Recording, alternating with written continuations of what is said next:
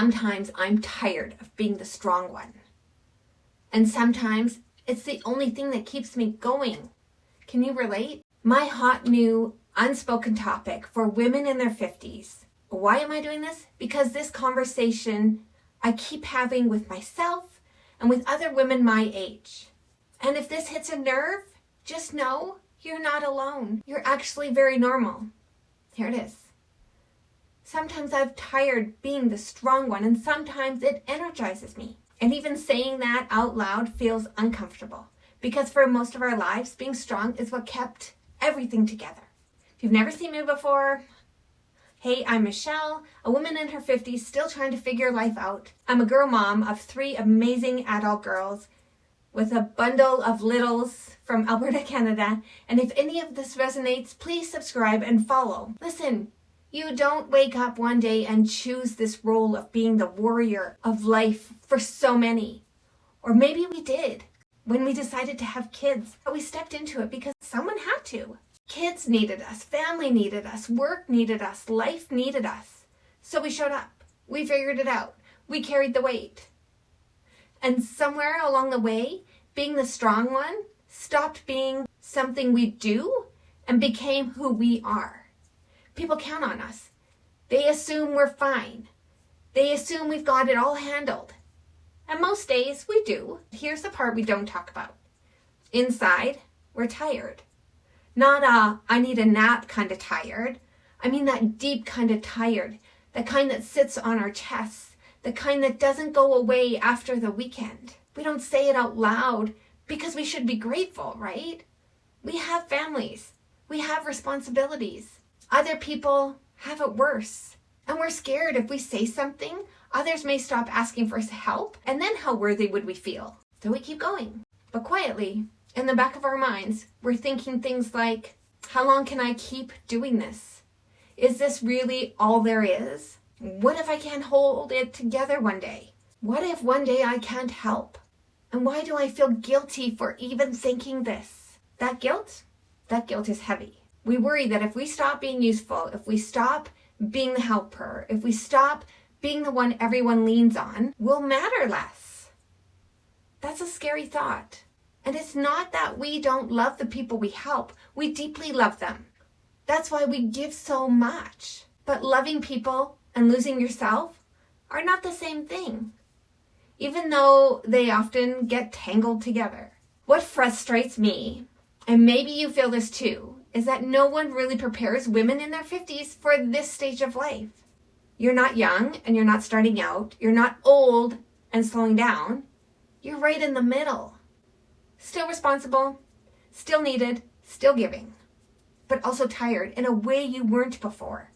And the advice out there, half of it feels like it's meant for 25-year-olds with endless energy, and the other half feels unrealistic, overwhelming, or just not built for real life. We don't want to blow our whole life up. We don't want to disappear. We don't want to stop caring. We just want a little bit of space to breathe, space to think, space to ask, what do I want now? And if we get space, will my loved ones find someone else to ask them to help? Then what will I do? And that question feels strange when you've spent decades answering it for everyone else. Here's something I'm still learning myself.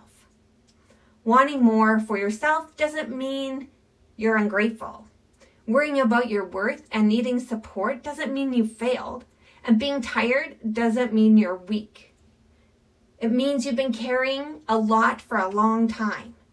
I remember moving my daughter recently and kept thinking, I'm too old for this. And then I did it again, just the other day. Because that's what I do. Burnout doesn't always show up loud and dramatic. Sometimes it sneaks in quietly. You still show up, you still help, you still smile, but you feel flat, disconnected, a little numb maybe. And what hurts the most? When you finally need help and it's quiet. Is it because you didn't ask for help or others didn't offer? Know that it's not because they don't care, but because they've never had to be the strong one for you. But that silence can make you feel invisible. So if you're watching this and thinking, yep, that's me, I want you to hear this clearly. You're not broken. You're not failing. You're not asking for too much. You're the warrior you've always been. But you're just at a point in life where giving only to others isn't sustainable anymore. And no one explained that to us. No one explained how to shift from always pouring out to allowing ourselves to receive. Listen to that again. Allowing ourselves to receive. No one explained how to build something for us without feeling guilty, or how to choose ourselves without feeling selfish. I mean, I don't have this all figured out yet. I'm in it, right in the middle. I'm learning it. I'm sitting with the discomfort of changing patterns that once kept me safe. Busy, but safe. And I think that's why this conversation matters. Because you don't need another expert telling you what to do. You need someone who understands what it feels like to live in here, to love deeply, to give fully, and still want more from life. So if you're carrying this weight right now, if you're the helper, the fixer, the steady one, this space is for you. You don't have to be the strong one today. You're allowed to rest. You're allowed to want support. You're allowed to build something that includes you. And so if this made you feel even a little less alone, then I'm glad you're here. We'll talk more. We'll unpack this together and we'll figure out what comes next. Slowly, honestly, and without pressure. Because life was never meant to be all giving and no receiving. So make sure you leave a comment if you can relate. Tell me your story and how you feel. I'm glad you're here.